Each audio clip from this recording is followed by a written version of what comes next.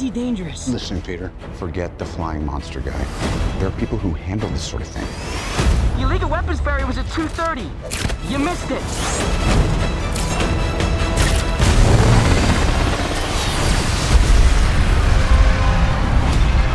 No.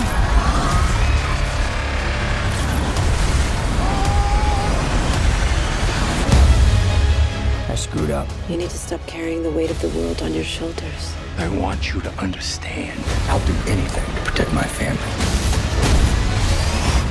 I know you know what I'm talking about. So don't mess with me. Because I will kill you and everybody you love. My friends are up there! The guy is still out there. I've just got to do this on my own.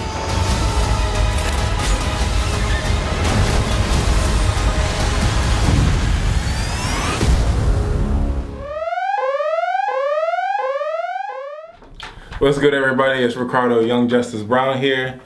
Today I'm doing a review on the Spider-Man movie that just came out, Spider-Man Homecoming. I went to go see it a couple days ago with my friends, and we really enjoyed the movie, so I felt like it really needed a review by us. So before we start, let me bring in my first brother, Howard Milligan Jr. What's good, everybody? So the first thing we're going to talk about is something that we do very often, vlogging.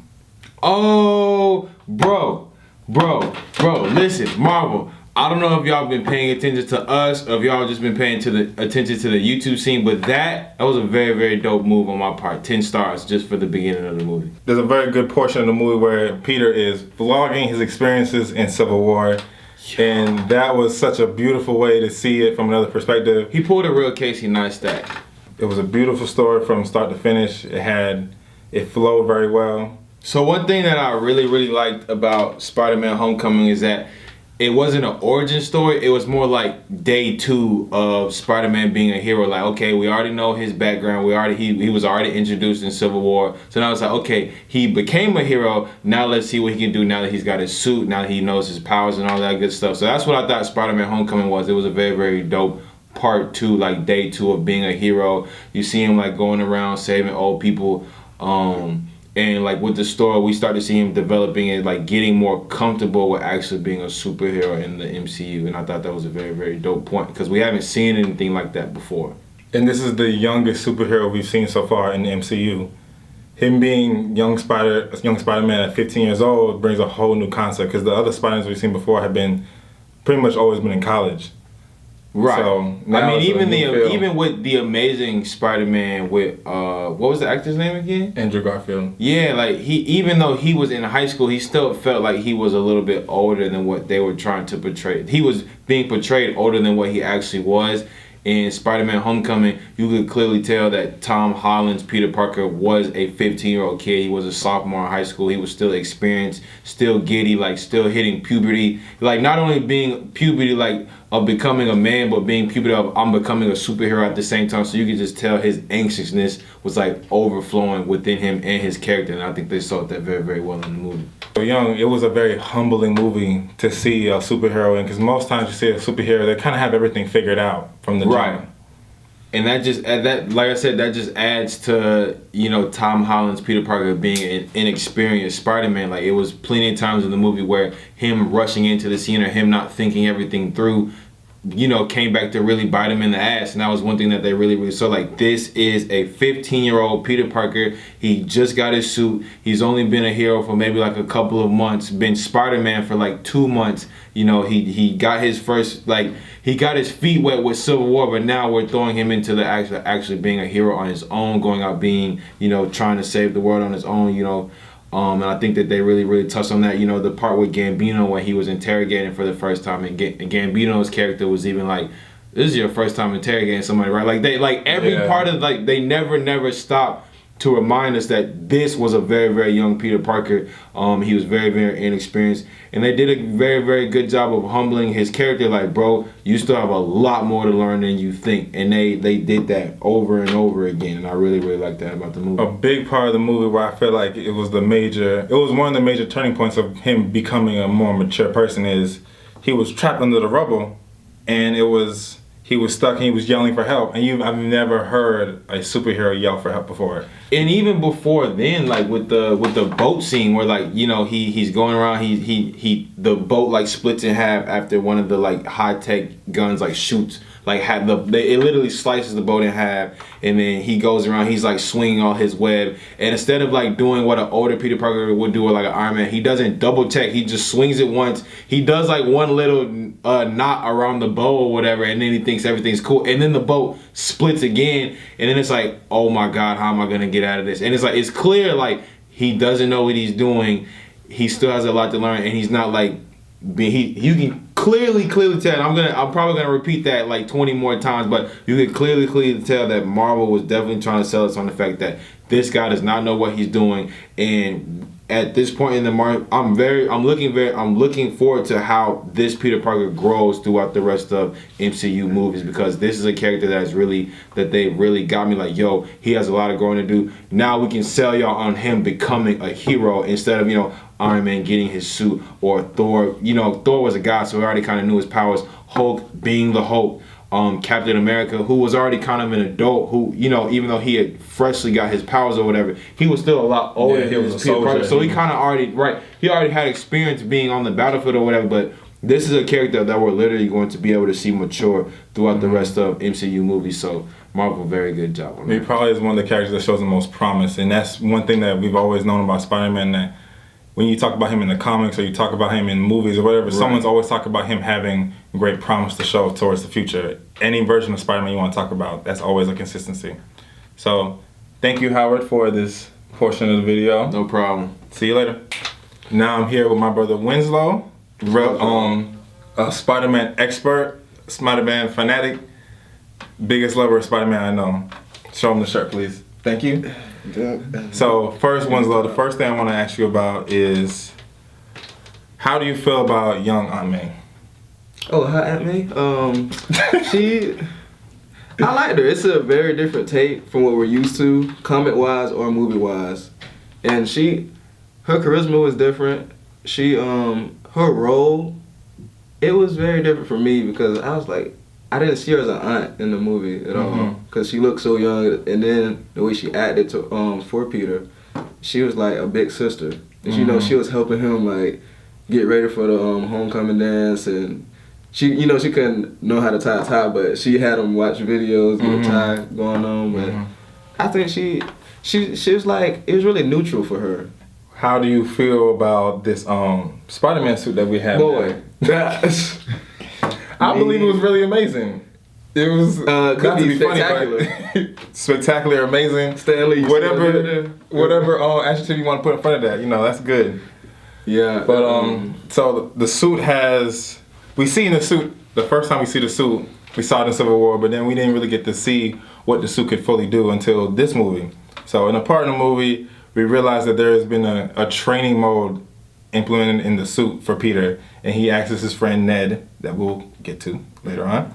We get to that part where he's unlocking the suit for him. So now Peter has full capability of the suit, and now we find out that he has a AI in his suit that he named Karen, and his suit has multiple capabilities. Like, if you want to go over those real quick. Man, it has multiple capabilities like web grenades, taser webs. He said around like 578 different web combinations. Which is ridiculous, and I can't believe that he's gonna eventually get around to using all those. That's gonna be something crazy to see. That's gonna be great to see.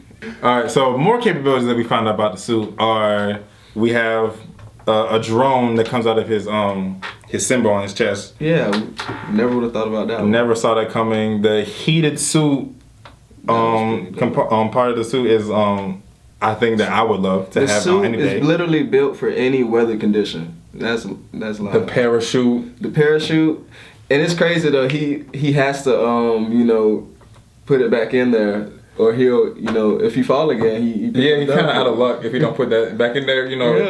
If Tony was really gonna gift him like an amazing suit, which he has, you think he might have it where the suit, the parachute kind of goes back in, but hey. He gave him like a super suit for a Spider-Man. It does enough. It does enough. So another thing that can't overlook is the instant kill, but we never really saw the instant kill, so I guess we kind of gotta just move on. Y'all. The insta-kill mode, oh my God, bro, yo, Marvel, bro, I need that suit, dog. I need that in a game. Y'all better call Insomniac and tell him put insta-kill mode in the game. His eyes get like real super villainy or whatever. They just kind of turn into red dots. The insta-kill mode, bro, we saw it for like 6 seconds and I'm in love, bro. That suit was amazing. Howard, what? That was a lot. I appreciate it though. Don't do that again. Don't do that again. Anyway. I appreciate it, but that was, yeah. Anyway, so I guess we can move on to the next thing. Spidey in the suburbs. That there just really had me in awe because my friends and I, we used to always talk about what if Spider-Man, wasn't around all these buildings and trees. That showed it. Like he legit had to be close to trees or something. Like if he's in the open area, he literally has to just run. Yeah, me, when I was thinking of Spider-Man as a kid, if I was Spider-Man, I was thinking, I live in Miramar, Florida, and there's not a tall building for God knows how many miles. So I always thought that, it would never work out. I would try, nothing happens. So that was very realistic. I was like, dang, he might need a spider bike or something. Just to get him there. Yeah, he needs something else to help him out. But before we move on completely, we got to go back to the suit situation, but not the suit that you see for the majority of the movie. We thought that was the Iron Spider suit. Yeah, it was real high tech first, but now we saw the Iron Spider suit actually at the end of the movie. And when I tell you that all of us lost our minds, it was absolutely amazing. Yeah. It was everything you ever wanted to be. I don't know how long. Yeah, we were stuck. I didn't break it. It was beautiful. Had gold trim. We just didn't see the spider legs in the background, but it was everything we could have. If they had the original, color for the Iron Spider suit, but tell me this new look doesn't look amazing. It reminded me of the Superior Spider-Man design. That's exactly what I was thinking. I fuck with it. So, thank you, Winslow, for this wonderful section. I'm sorry that Howard came and interrupted your section, but we gotta move on. So here's to the next brother. Now we're here with my brother, Ervin Donaldson. Would you like to give your adjectives real quick? Just two. In lieu of it being a Spider-Man review, I will be the amazing, spectacular Ervin Donaldson. Nice to meet you. All right, Ervin. We're here. Your part will consist of the inconsistencies. It's going to consist of the inconsistencies. Did you see what he did there? Go ahead. There's a lot, I know, but... The first inconsistency I would like to speak upon is, first, I'm going to talk about Aunt Bay. Aunt Bay, bruh, she is hot. She's really hot. And from all the other Aunt Mays that we have seen, it's like this old, elderly, 70, 80-year-old woman, like being a super matriarch. And we get this Aunt Bay, and she's young, she's hip, Tony's like hitting on her a little bit, showing his interest, but it's the Aunt May that we never would have expected. Like, they really put it to modern times with, people having kids at younger ages. Now it makes it look like she's his aunt instead of his great aunt. But I don't know if that's the aunt that everybody wants. Everybody loves seeing the little old white-haired, wrinkly face Aunt May because it makes it feel like he has a grounded home, basically, because he doesn't have his parents and everything. Do you know what the theory is about Aunt May and Peter?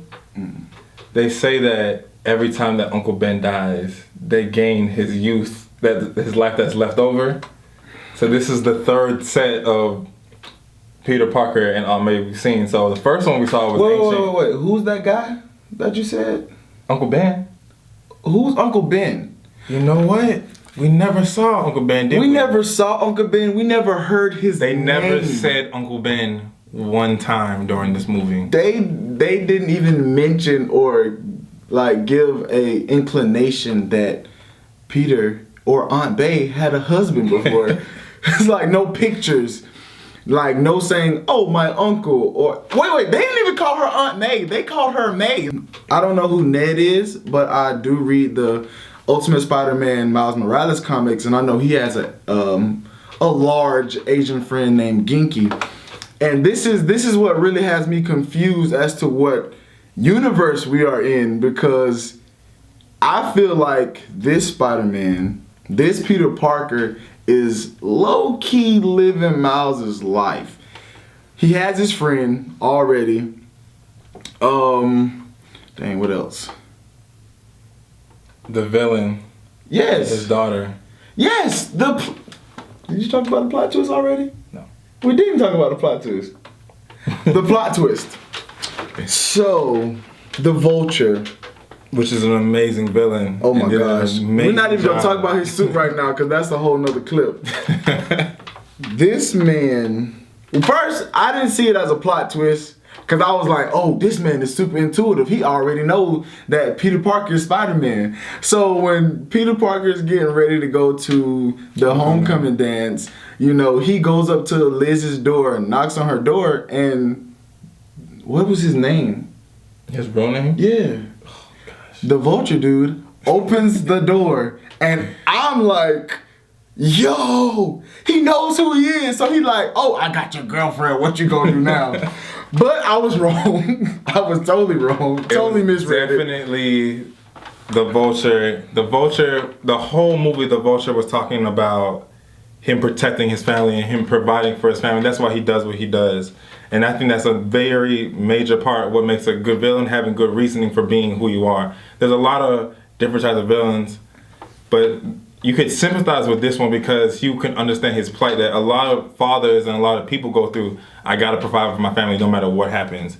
And if you look at the house that this man had, you could tell that he provided for his family very, very well. Hey, stealing that alien stuff really works out. Like, if something ever happened, I'm pulling the Vulture. When the Vulture opened the door, it all came back to everybody else except me. Everybody was like, that's her dad. It's like, no. Hey, no, it can't be. It can't. No, that's not real. That is not real, bro. It's not her dad, bro. Like, no. Like, this man is low-key in love with one of his nemesis' daughter. Like, bro. And you know where that happens? In Miles Morales comic. Ultimate Spider-Man. Yes. Kate Bishop. So moving on real quick, another part of the movie that I feel like can't skip over, can't miss out on is the little stuff that happens on the movie. One point that I want to touch on real quick is the history class. It comes up in a montage, really.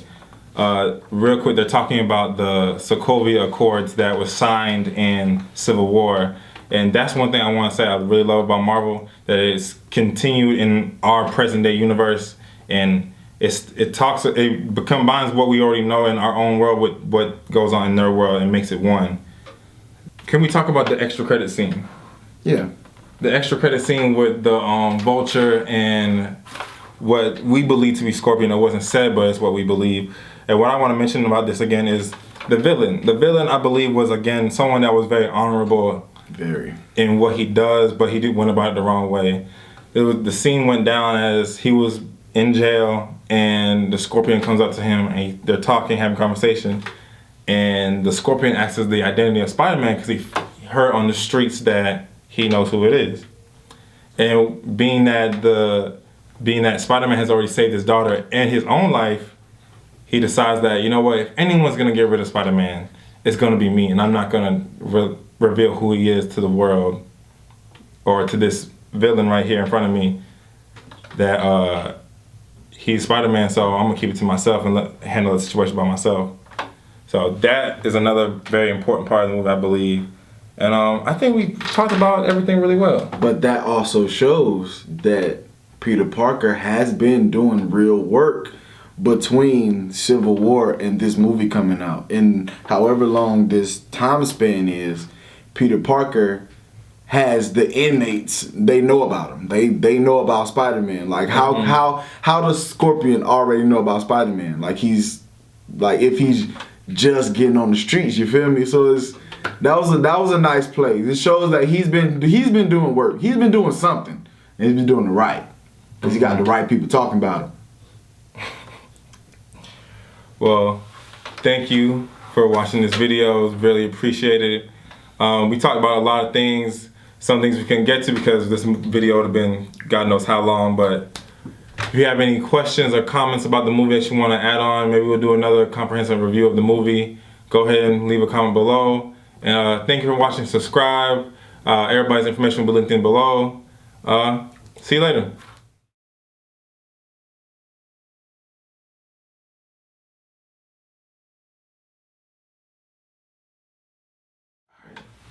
Appreciate y'all boys for doing this video with me. No problem. No, I couldn't have done without y'all. Glad you had us. Yeah, I appreciate you, letting us do this, but we still got some more to say, and we really don't need you. Hi, I'm Captain, Florida Agricultural and Mechanical University, here to talk to you about a very valuable trait that a soldier or a student can have. Patience. All right. Breaking news. Aaron Davis has been seen. Played by the very creative and the, what would you say? The inspiration for Miles Morales, Spider-Man. Yeah. The Ultimate Spider-Man, Miles Morales. The black Hispanic guy. Aaron Davis, played by Donald Glover, aka Childish Gambino, was featured in Spider-Man Homecoming. Like, this is a big thing for us. Like, this is a huge thing for us. And he mentioned his nephew. So that means he mentioned Miles Morales, aka Ultimate Spider-Man, aka like the best Spider-Man. And I looked it up, people. Kevin Feige confirmed it. Miles is in the MCU. It's just a matter of when. Matter of when we will see Miles Morales. Is this the Spider-Man universe? I mean, is this the Ultimate Universe? Is this the regular universe? Right. Is this universe 27,673.9? Find out next time on the... What should we call this? Oscar. Oh, yeah. Oh, my gosh, y'all. Wait. Did y'all... Oh, my God. Y'all see what they were selling Stark Tower. Who do y'all think they sell Stark Who can Towers? afford Stark Who can Tower? afford that in the Marvel comics? That's plotting or would be plotting something big. Come on, man. Is Tony Stark leaves out of... Where was that at? Where were they at? Were they in Queens? Yeah. Tony Stark leaves... what next big person that could be a villain? And why would they have them selling the movie, the building in this movie particularly? I'm gonna give you a guess in the comments. This motherfucker got waves with red hair. That shit was so funny. He got waves, y'all. And he looked like he got waves.